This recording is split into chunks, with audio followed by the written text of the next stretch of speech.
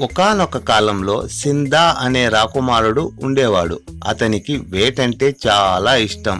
అలాగే అడవిలో ఒకరోజు అతను దారి తప్పిపోయాడు. చీకటి కూడా పడింది. అతనికి అనుకోకుండా ఒక స్వం వినపడింది. ఎవరైనా సహాయం చేయండి, దయచేసి సహాయం చేయండి. యవ్వనస్తురాలా, ఎవరు నువ్వు? ఏమైంది?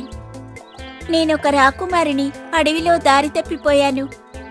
నేను నా తల్లిదండ్రులతో వేటకొచ్చి తప్పిపోయాను. అయితే మరి ఎలా తిరిగి వెళ్తావు? నాతో వస్తే నేను సహాయం చేస్తాను. కృతజ్ఞతలు.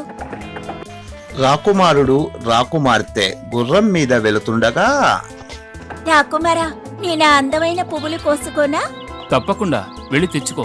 నేను నీకోసం నిరీక్షిస్తాను. రాకుమారి ఎంతసేపటికి రాకపోవడంతో రాకుమారుడు వెతుక్కుంటూ వెళ్ళాడు.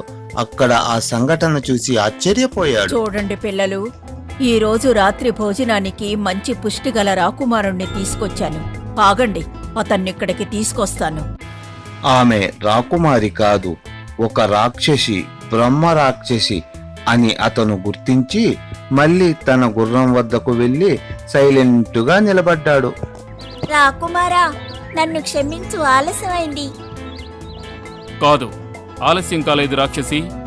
ఇదిగో కాచుకో నా దెబ్బ. పీడ విరగలేదు. అలా తెలివిగా ఆ రాక్షసిని చంపి తన రాజ్యానికి తిరిగి వెళ్ళిపోయాడు.